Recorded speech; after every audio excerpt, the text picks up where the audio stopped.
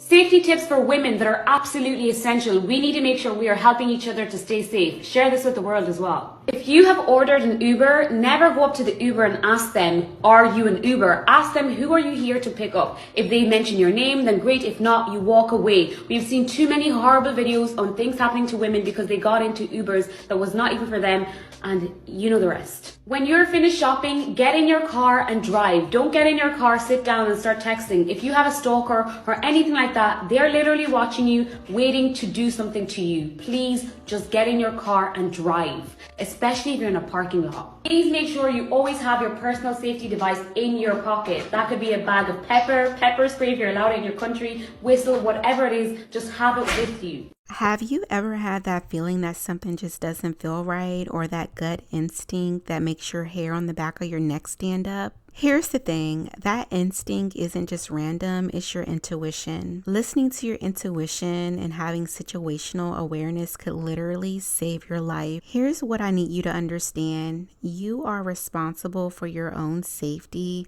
regardless of if you have a partner, a brother, a father, or whomever you think should be there to protect you. It's you and you alone that's responsible for your life and your safety, because criminals attack when you are the most vulnerable, and that's usually when you're alone. So this video showcases different scenarios to be aware of, so stay safe, ladies. I want to drive home a few points before we get into the rest of these clips. First, I want you to master your home security. And what I mean by that is never announce on social media when you're going to be away from your home. For instance, if you're going on vacation, you don't need to broadcast it before you leave. Vary your routine because stalkers and criminals look for patterns. Install smart security like cameras or doorbell cameras in your home.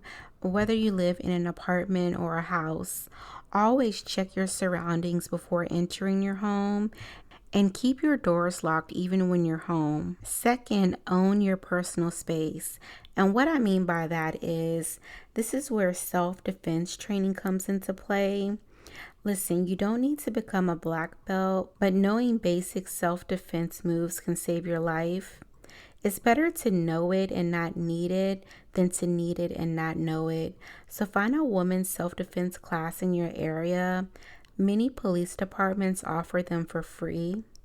But beyond physical defense, here's what's also crucial for you to know that so many women tend to neglect, and that is situational awareness. So keep your head up and not in your phone, especially when you're walking around. And notice who's around you and trust your instincts. Park in well-lit areas and have your keys ready. Share your location with trusted friends. And you can use safety apps like Life 360 or Find My Friends. And third, and this is especially important for my dating queens, but always meet in a public place for your first dates.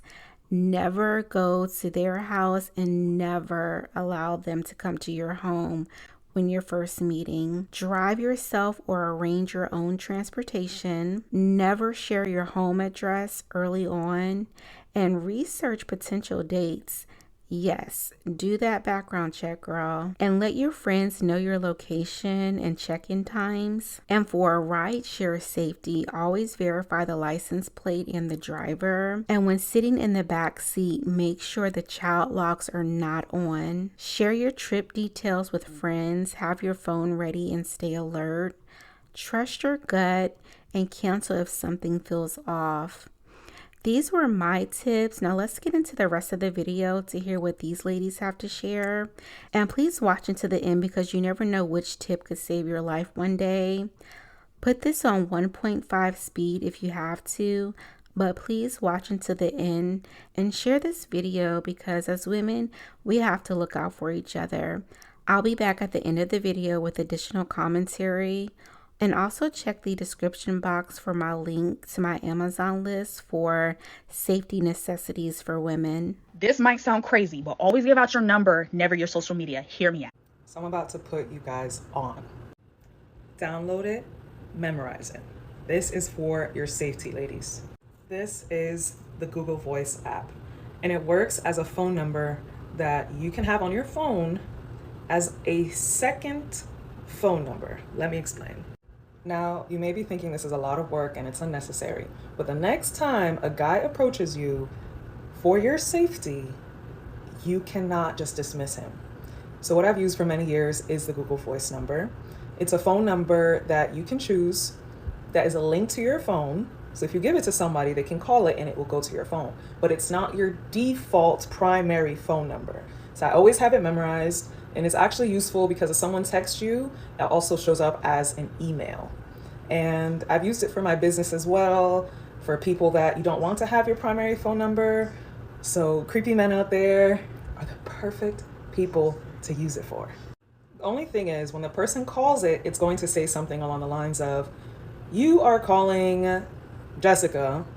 We are going to transfer your call."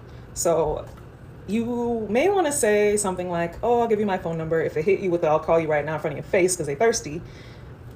Just be like, "Oh yeah, this is my business phone." Perfect. "Oh, you a business girl?" "Yeah." So you get all your ducks in a row. They get your phone number. You're safe.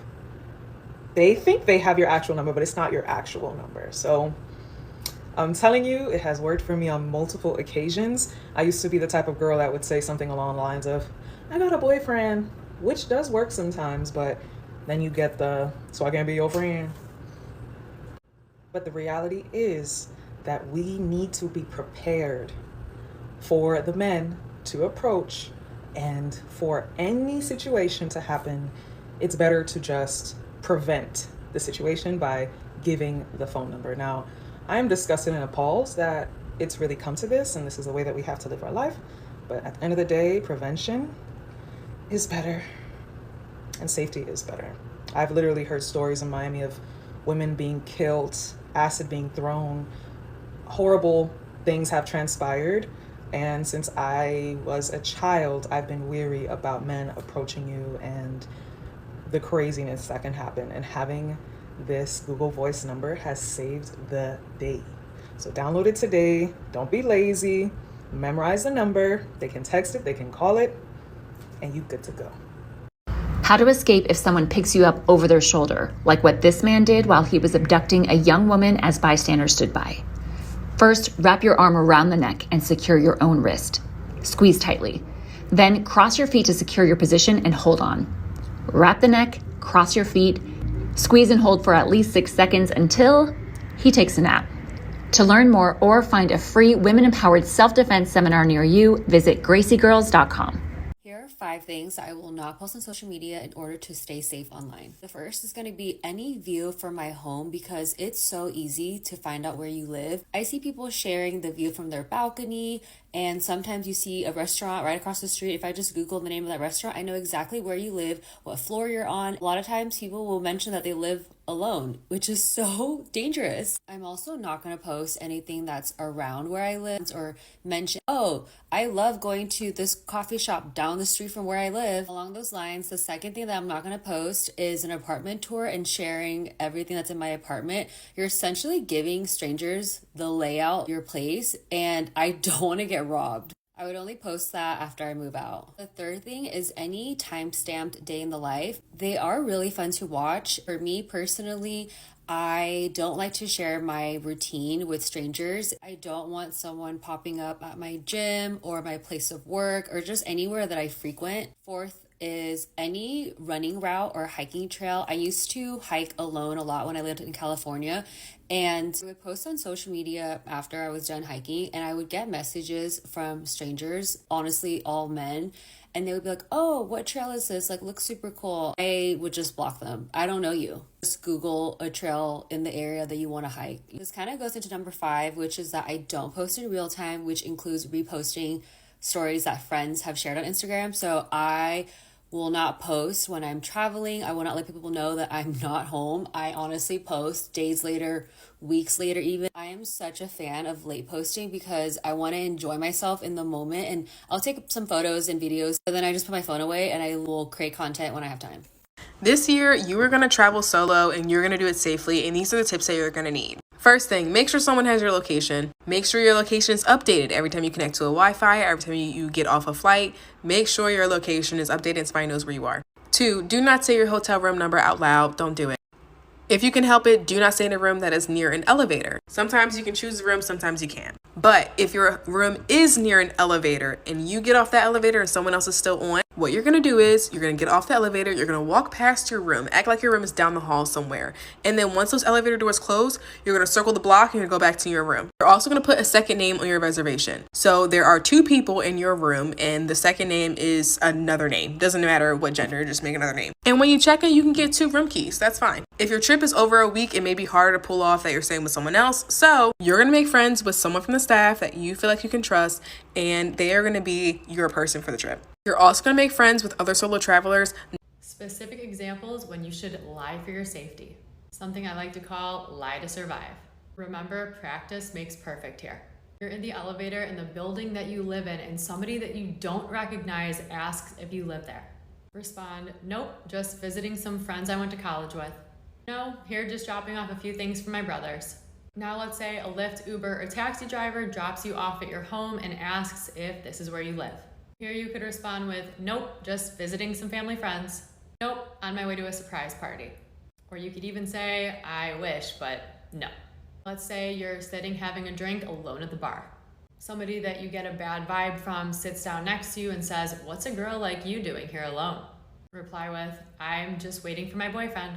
Or waiting on some of my friends, they should be arriving any minute. I'm just waiting on my husband, he's outside parking. Now let's say you move to a new city and somebody asks if you're new here. Respond with, no, I'm just here visiting friends, but I actually used to live right down the street. No, but I used to go to school here. And if you ever find yourself in a situation where somebody says, does anybody know you're here? Your answer 100% of the time is yes. You're never alone, you're always expecting somebody, and somebody always knows where you are, even if that's not the case.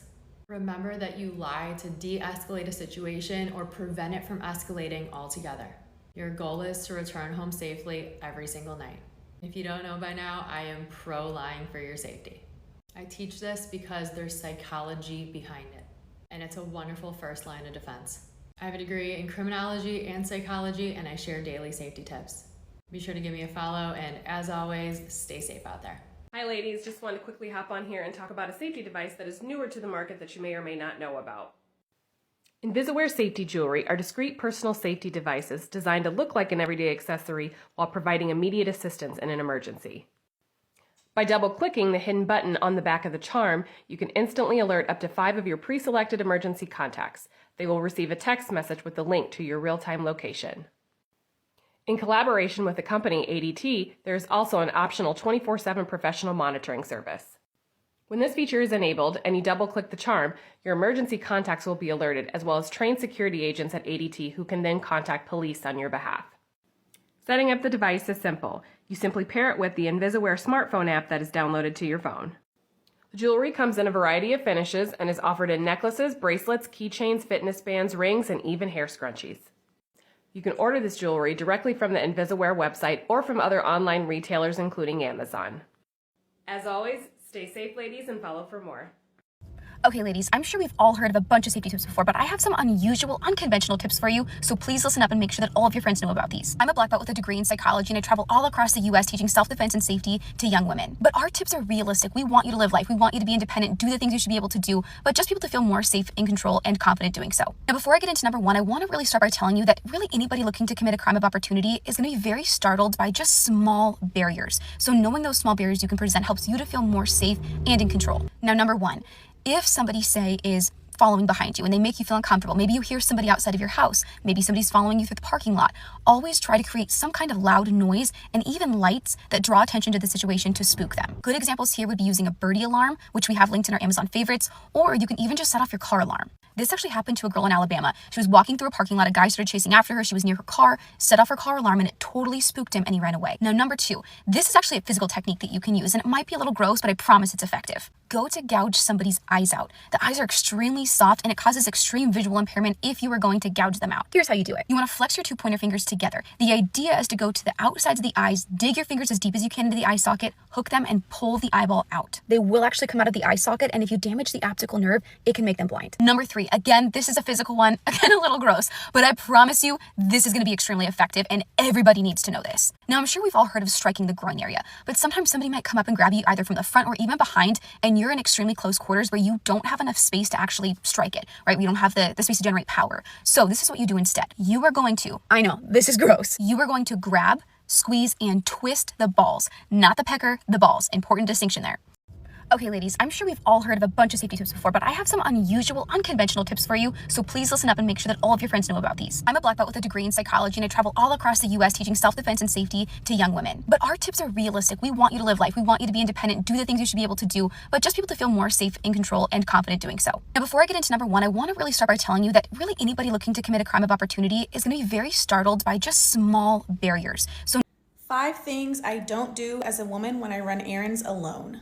Number 1, I never put my groceries away with my back facing the parking lot. I always put my butt on my trunk and reach for my groceries and put them away like this, where I'm constantly having my head on a swivel and looking at the whole parking lot. If I were the other way and had my back like this, I'm putting myself in a vulnerable position where someone could just come up behind me. Number 2, I never have my door unlocked when I'm pumping gas. The only time it's unlocked is when I'm getting out of the car quickly and in the car.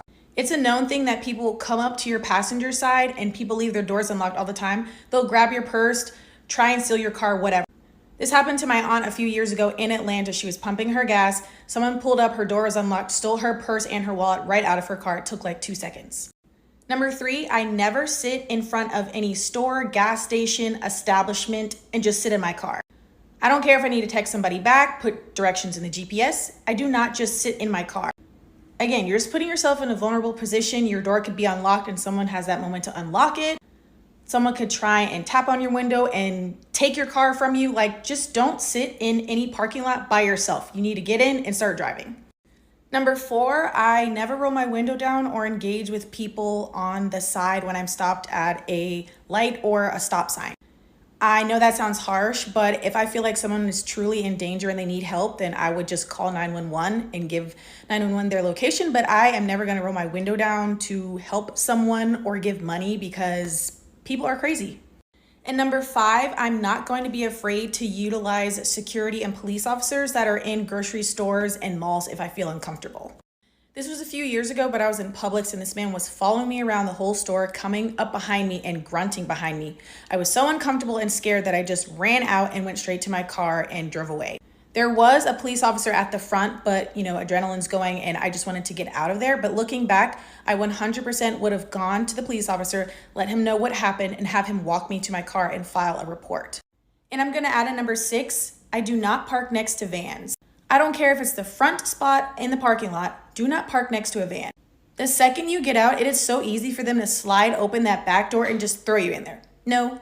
I've seen enough true crime things. I would never park next to a van. Just don't do it. First date safety advice. Number 1, never let anyone pick you up on a first date. They have no business knowing where you live. Either drive or take Uber. If you drive there, meet them inside the restaurant or wherever you are going. Don't meet them in the parking lot or the parking garage. A parking garage especially can be super isolating, which is the perfect situation for them to possibly assault you or abduct you. Number 2, now this may be obvious for most, but don't leave your drink unattended. We have to assume that some people don't know about this, so let me explain. If you leave your drink unattended, your date could slip GHB in it. GHB is a common date grape drug that's odorless and colorless and can cause you to lose consciousness. So if your date gets to the bar before you and he texts you to ask you if you want him to order you a drink, just say you're not sure what you want yet. Or let's say your glass of wine is empty and you need to go to the restroom and he asks if you want him to order you another glass while you're gone. The answer is no. You can say you want to switch up your drink and you look at the menu when you get back. Lie, I don't care. The entire point is not to have a drink sitting at the table when you aren't there. Even when you are there, keep it in your sight. Number 3, speaking of drinks,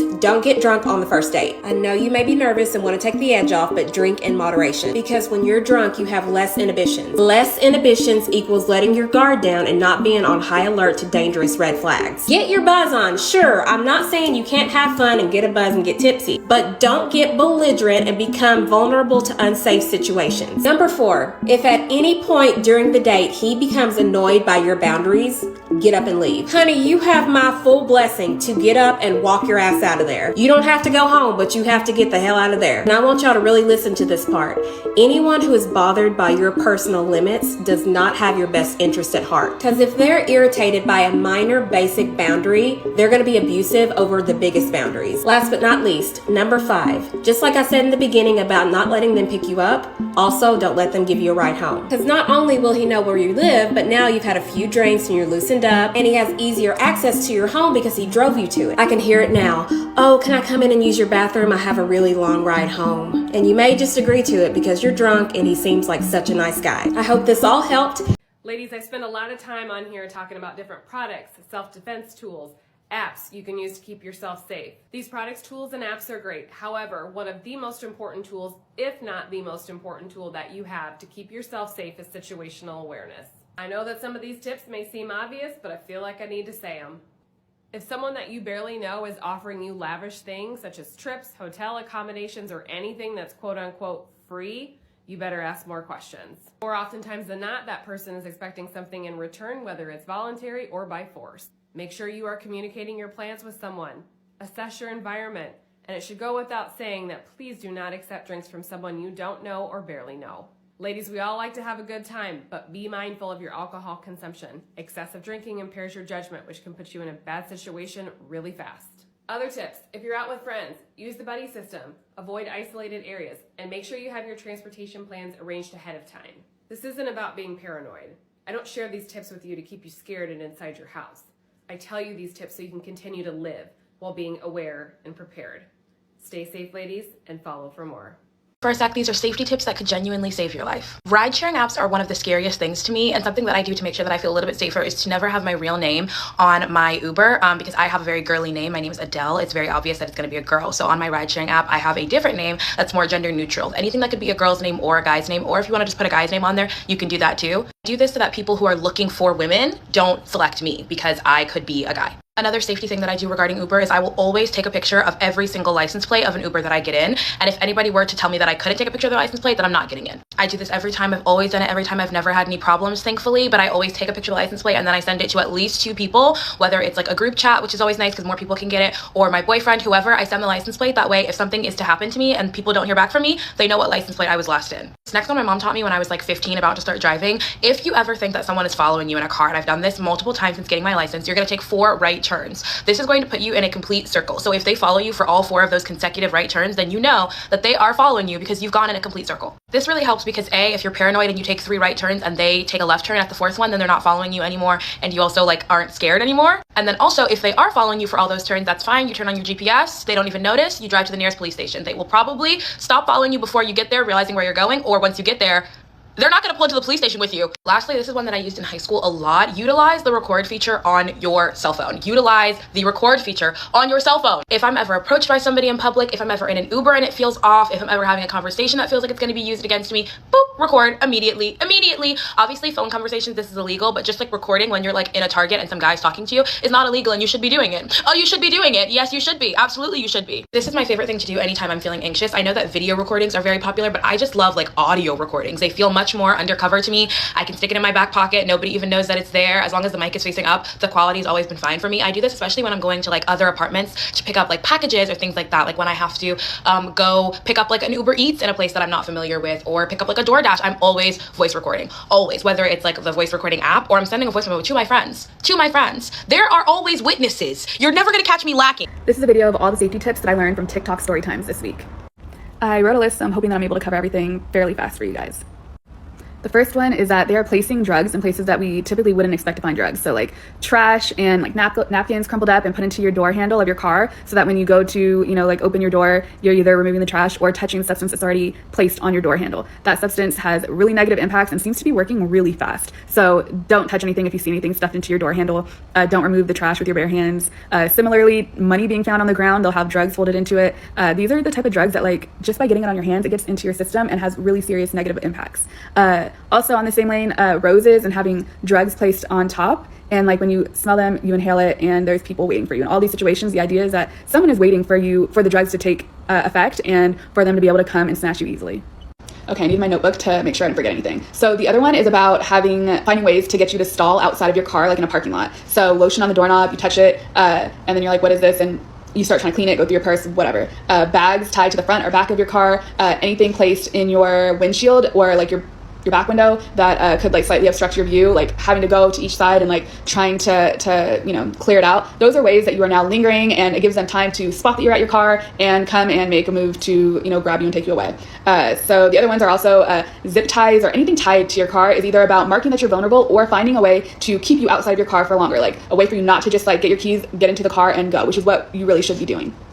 So the last one I'm going over is about women knocking on your door or ringing your doorbell in the middle of the night and saying they need help or that they need to use your phone. They're stranded, something like that. Don't do it. Do not go to your door. Call the cops immediately. Do not attempt to help them. Every story that I've seen, they're usually with a bunch of men that are now like circling the house or just trying to find a way inside. So immediately call the cops. If you are communicating with them, like if you have a ring or something, I would tell them that you called the police so that they could help them. I wouldn't come off aggressive, just me personally. I would just let them know, okay, the cops are on their way. They're going to help you. I'm not opening the door. Hope these help. Please share. Please. Here are some safety tips to help you feel empowered and prepared. Whether you're going out alone or with a group of friends, make sure you're aware of your surroundings and know where you're going and what's in the immediate area. Another great option is to let someone outside the group know where you're going to be that day or evening. You could use the emergency feature on your cell phone to ping your location to your contact list. That way, if you are in an unsafe situation, it will draw attention to the user to look for you there. If you do choose to carry some self-defense tools, make sure you check your local laws. I know here in Canada, it is illegal to carry anything for the purposes of self-defense. So things like pepper spray, knives, stun guns, those kind of things are illegal to carry. However, I do sell a safety keychain kit, which does help you feel a little bit more confident and safe if ever you are in an unsafe situation. This can break some types of glass. It's also a Kubotan, so great to protect yourself. We have a small whistle here in case of distress. Also have a personal alarm system, which you pull the pin and it emits a loud sound. Also has a flashlight on it. So it does help you feel safe. You can clip it on to any item you have, or of course it has a lanyard which you can carry everything on. If you're alone or even with a group and someone is making you feel uncomfortable or unsafe, don't be afraid to put some distance between you and that individual. Or you can even say something like, you're making me feel uncomfortable. You're not being rude. You're just letting them know that there's certain boundaries that you have and can't be crossed. Always go with your gut feeling. Trust me, it's there for a reason. We never want to think about what the worst can happen, but truth is, it can. So being prepared both physically and mentally can definitely help in that situation. Consider a self-defense class or even a martial arts class. Take your basic steps and learn how to even just present yourself. Learn how to be aware of your surroundings, and if you are attacked, how you can handle yourself in that situation. Stay safe. Being cautious isn't being paranoid. You're not doing too much. You're doing what's necessary. We're living in crazy times. Don't ever let someone make you feel awkward or guilty for wanting to protect yourself. I need you to understand this. Your safety is a non-negotiable. Some might say, but I live in a safe area, or that would never happen to me. Listen, you can never be too cocky and think that something like this couldn't happen to you. We are living in different times and you can never be too safe. It's best to be proactive rather than reactive. Before we wrap up, here's your immediate action plan. Sign up for a self-defense class this week. Check and upgrade your home security. Download and set up a safety app. Create your personal safety protocol. And don't forget to check out the link in the description for your safety tools and necessities. And also look into your concealed and carry permit for your state. Let me know in the comments, what safety practices do you already use? Let's share our wisdom and keep each other safe. Please like the video, subscribe to the channel, and I'll see you in the next video.